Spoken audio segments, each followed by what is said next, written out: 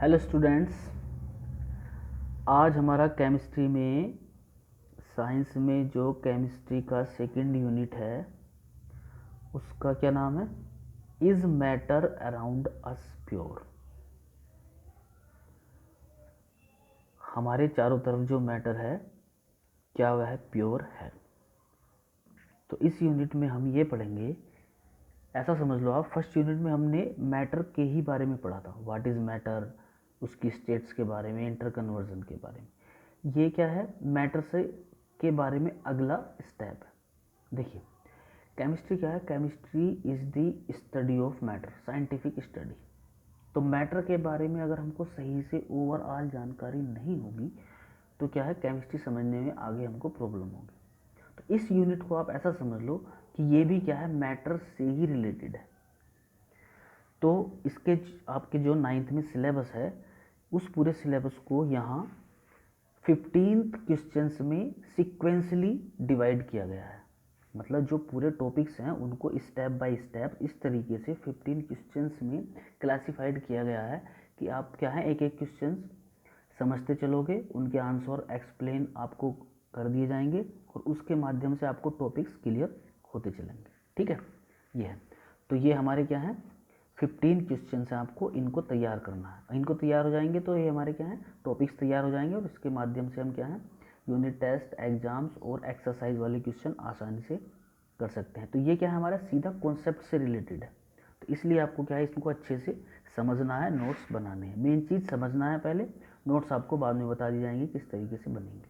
ठीक है, तो उसी से रिलेटेड फर्स्ट क्वेश्चन हमारा आता है, how is matter classified, give 2 examples of each. तो फर्स्ट क्वेश्चन क्या है हमारा इसका, how is matter classified. Matter को कैसे क्लासिफाइड करोगे?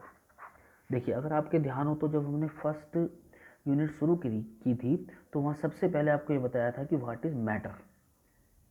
मैटर की डेफिनेशन बताई थी कि मैटर क्या है, एनीथिंग जिसमें वजन होता है, जिसको हम फील कर सकते हैं, जो जगह घेरता है, वो सब क्या है, मैटर है। तो इससे रिलेटेड आपको वहाँ बताया था। एक टॉपिक वहाँ अगर आपके ध्यान हो तो ये आया था, क्लासिफिकेशन ऑफ मैटर। तो वहाँ जो हमने भी, मैटर क्या है, जब दुनिया में जो भी चीज़ है वो मैटर है तो उसका क्लासिफिकेशन क्या है, बहुत ज़रूरी है। मतलब उसको हम कितने ग्रुप्स में बांट सकते हैं। तो वहाँ आपको 2 तरीके बताए थे। एक तो मैटर को हम केमिकल कंपोजिशन के बेस पर डिवाइड कर सकते हैं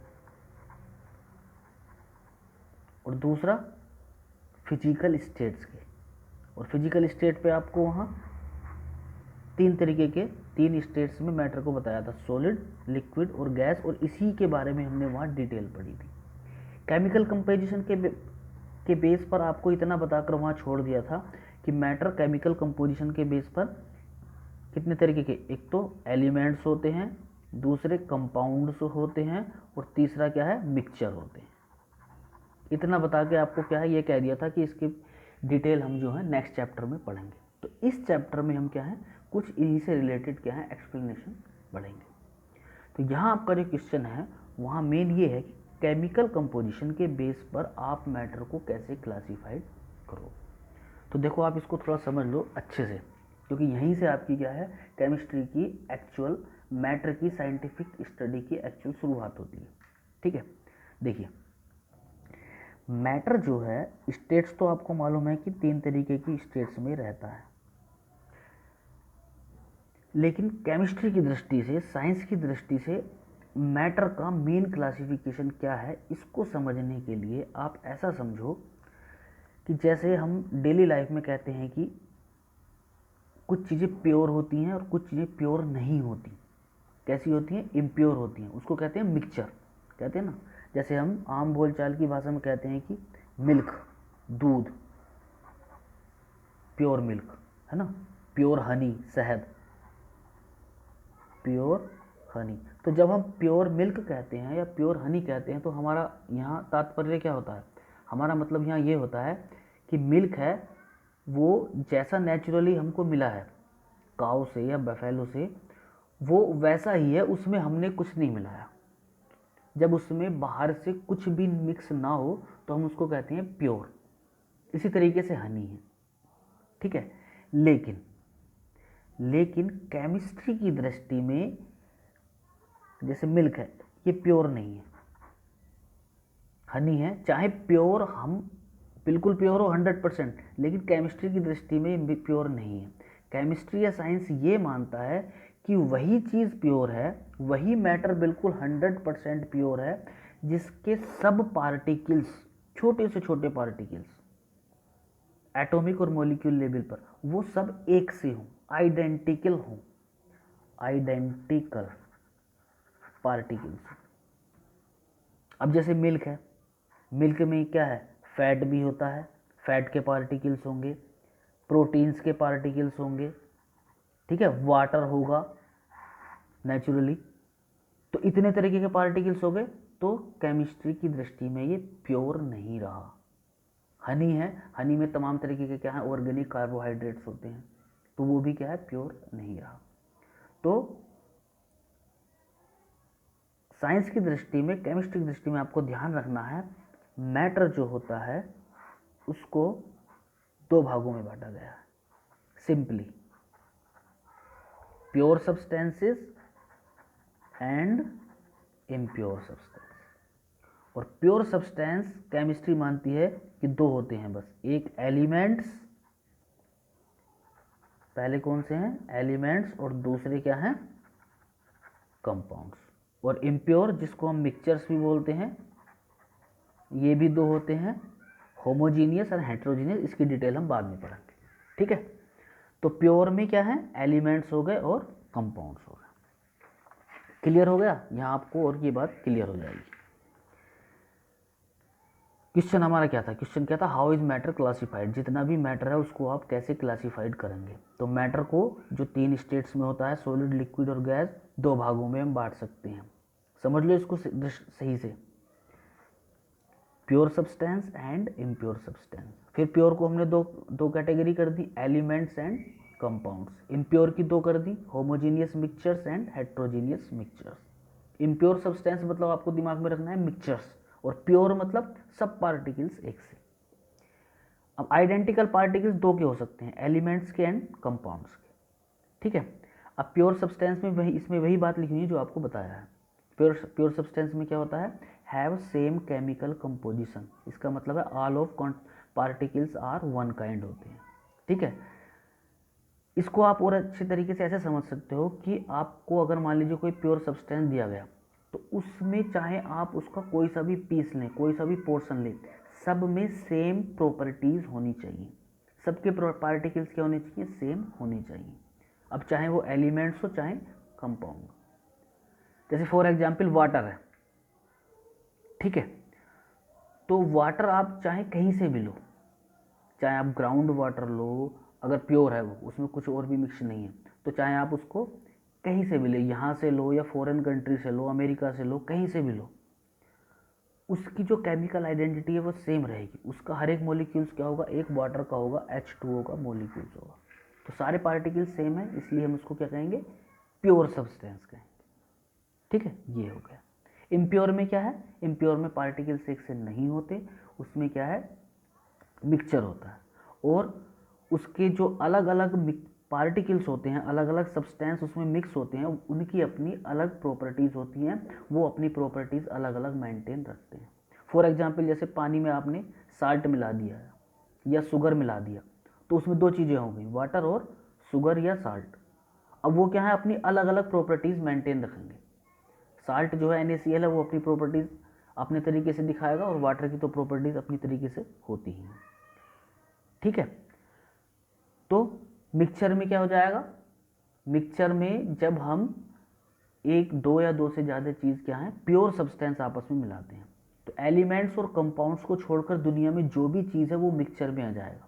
या आप इस तरीके से कह सकते हो कि विभिन्न तरीके के एलिमेंट्स और कंपाउंड्स जब आपस में मिक्स होते हैं, तो तमाम तरीके के क्या हैं, नेचर में हम मिक्सचर्स देखते हैं, ठीक है। तो ये तो होगी हमारी बात मैटर की, किस तरीके से हम इसको क्लासीफाई करेंगे, ठीक है।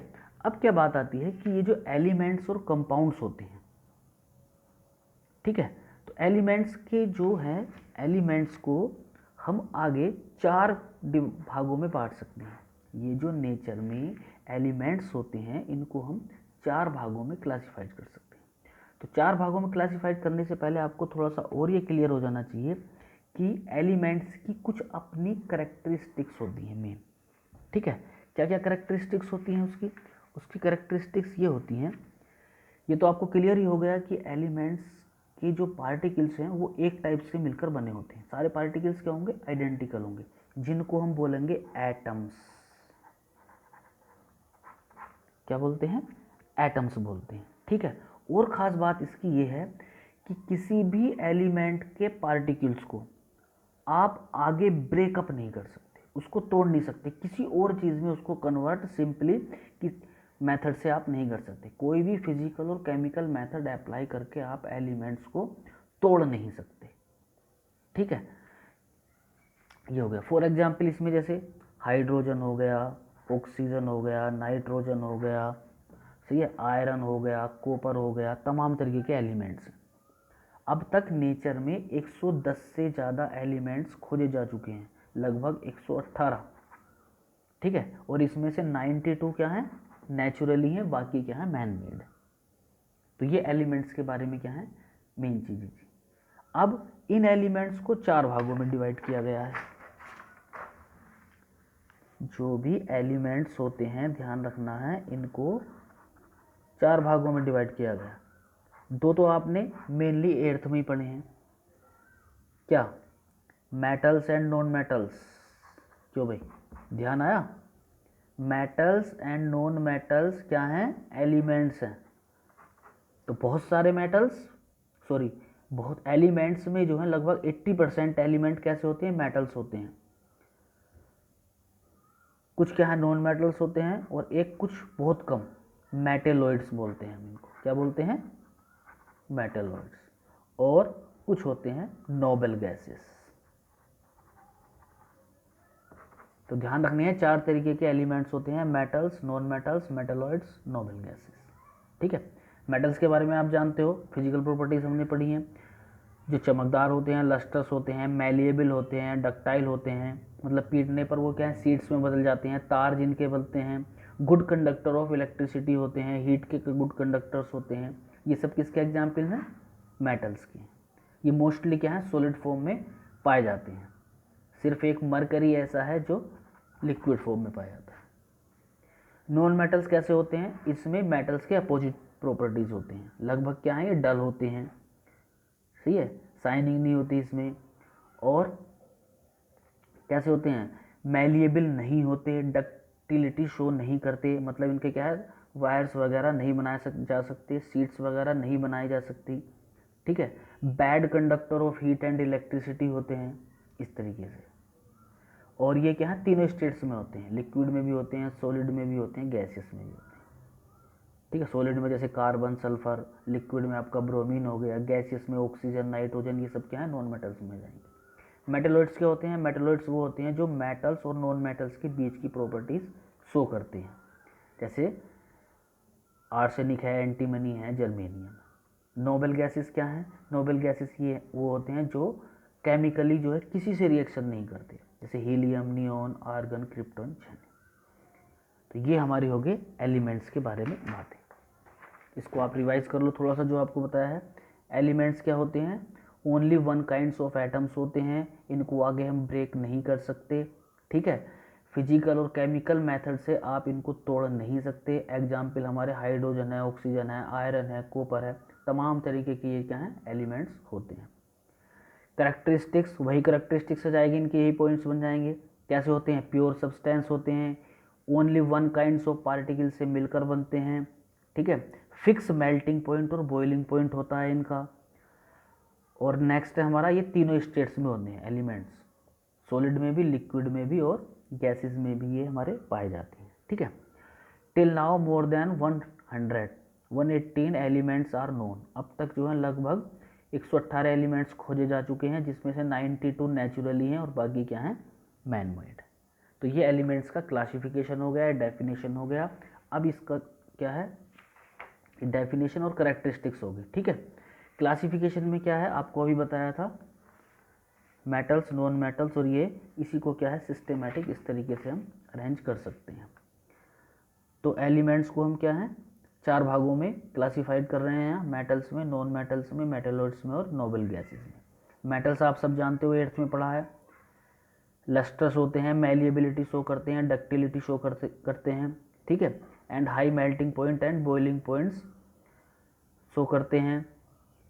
Metals are good conductors of heat and electricity, ठीक है। इसकी अगर आपको डिटेल समझनी है तो 8th क्लास में मैंने अभी मेटल्स और नॉन मेटल्स की प्रॉपर्टीज से रिलेटेड एक वीडियो इश्यू की है, उससे आप और क्लियर समझ सकते हैं, या 8th की बुक से आप इसको समझ सकते हैं, ठीक है। नॉन मेटल्स में इससे अपोजिट प्रॉपर्टीज हो जाएंगी। मेटल्स क्या हैं, मैलिएबल होते हैं, नॉन मेटल्स मैलिएबल नहीं होते। मेटल्स डक्टाइल्स होते हैं, ये डक्टिलिटी शो नहीं करते।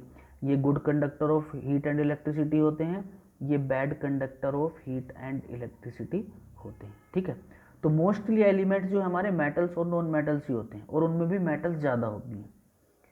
मेटलॉइड्स क्या होते हैं, कुछ एलिमेंट्स ऐसे होते हैं, 2-4 ही एलिमेंट्स हैं वो, जो मेटल्स और नॉन मेटल्स के बीच की प्रॉपर्टी शो करते हैं, उनको मेटलॉइड्स बोलते हैं, ठीक है। नोबल गैसेज में क्या है, ये केमिकल जनरली केमिकल रिएक्टिव नहीं होते नॉर्मल कंडीशंस। ये हमारे इसके एग्जाम्पल्स हैं, एग्जाम्पल्स आपको ध्यान रखने हैं। जैसे मेटल्स है, इसमें आयरन हो गया, कॉपर हो गया, गोल्ड हो गया, सिल्वर हो गया, कैल्शियम हो गया, ये सब क्या है, मेटल्स के एग्जाम्पल हैं। मरकरी क्या है, वो लिक्विड स्टेट में होता है। बाकी ये जितनी आपको मेटल्स दी हुई है सॉलिड स्टेट में होती है। नॉन मेटल्स में, नॉन मेटल्स क्या है, तीनों फिजिकल स्टेट्स में पाई जाएगी। सॉलिड में हमारा कार्बन है, सल्फर है, ठीक है, फास्फोरस है, आयोडीन है, एक्सेट्रा। लिक्विड में ब्रोमीन है, गैसेस में हाइड्रोजन है, नाइट्रोजन है, ऑक्सीजन है, इस तरीके से। मेटेलॉइड्स के एग्जाम्पल जर्मेनियम हो गया, आर्सेनिक हो गया और एंटीमनी हो गया, ठीक है। नोबल गैसेस में हमारा helium, neon, argon, krypton, xenon, radon. तो उम्मीद करते हैं आपको कुछ क्लियर हो गया होगा। बाकी क्या है, आपको जब ये मैटर मिलेगा तब क्लियर हो जाएगा। अगर कन्फ्यूजन हो तो आप उसको पूछ सकते हो। मेन चीज़ इसमें यही है कि इसके क्लासिफिकेशन जो है, देखो क्वेश्चन जो था हमारा ये था कि हाउ इज मैटर क्लासिफाइड, पहला वाला क्वेश्चन, और इसी से रिलेटेड जो था ये हम पढ़ रहे थे एलिमेंट्स की डिटेल के बारे में। ये था what are elements and compounds. तो क्वेश्चन 2 जो है हमारा what are elements and compounds में, एलिमेंट्स के बारे में तो हमने डिस्कशन कर लिया, ठीक है। कंपाउंड्स के बारे में हम नेक्स्ट टर्न में डिस्कशन करेंगे, ठीक है। इसको आप सही से क्या है पढ़ लो, और इसकी जो है आपकी एनसीईआरटी का जो चैप्टर है वो भी आपको प्रोवाइड हो जाएगा। उसको पढ़ के अगर आप इसको देखोगे और इसको रफ पे प्रैक्टिस करोगे तो और अच्छे से तैयार हो जाएगा, ठीक है। Okay, thank you.